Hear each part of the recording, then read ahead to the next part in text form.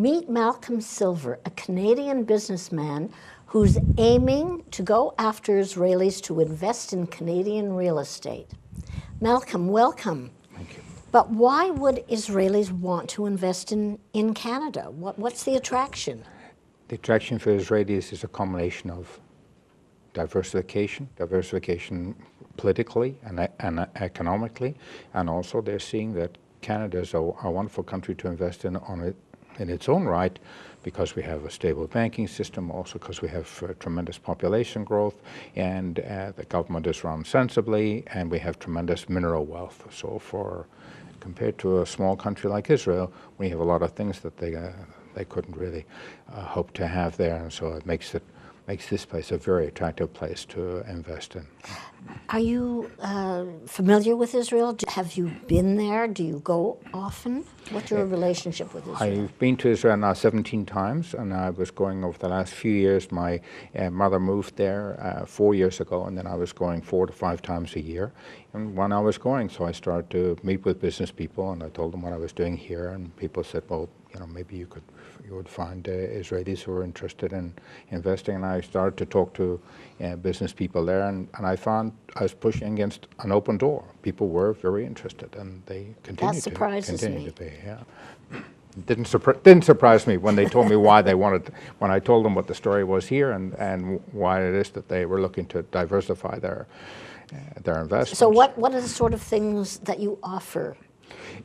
Typically, I invest in commercial real estate only. So it's typically a combination of stores or offices, often with residential. And I like to buy things that are run down. I like to gentrify them, and I like to buy in areas that are still have a while to go, that are rising.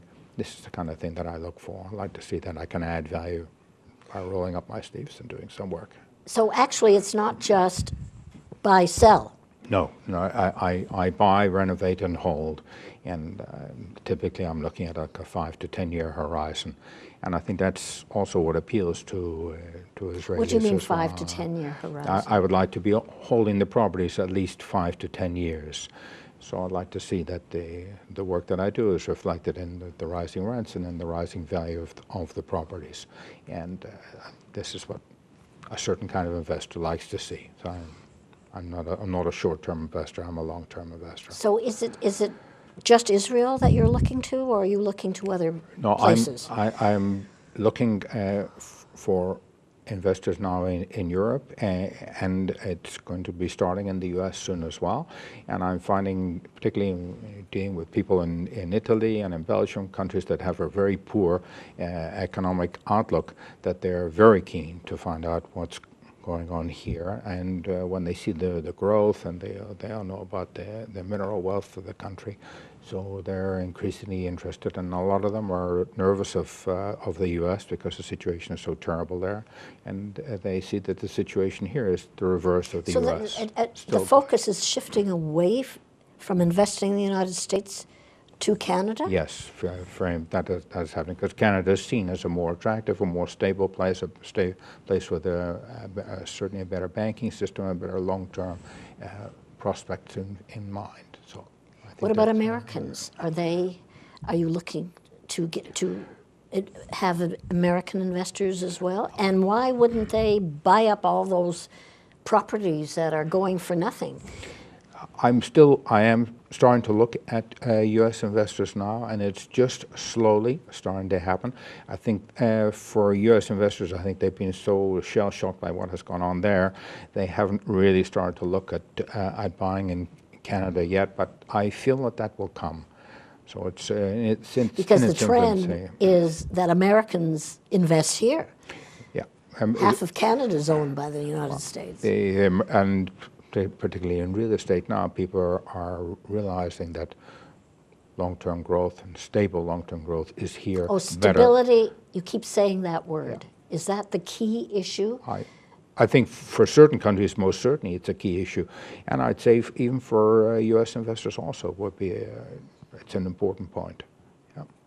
Would you regard Canada financially as more stable than the United States? No question. No case. They're much superior. I think it's a different climate, completely a different culture for investing, and certainly a different. What's different about the financial culture of both countries? We have a banking system that's much more conservative and much better financed than in the U.S.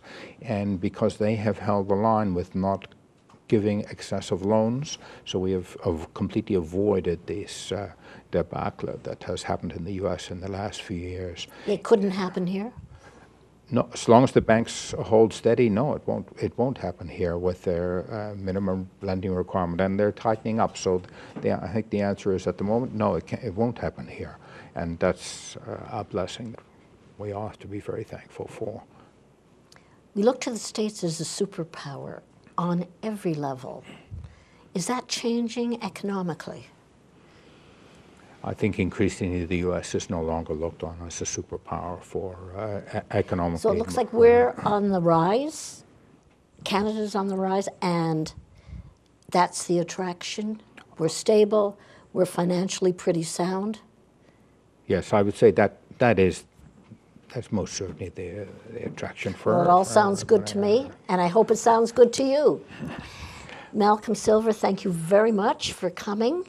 And it's peace of mind, real estate solutions. Right. That's right. For peace of mind.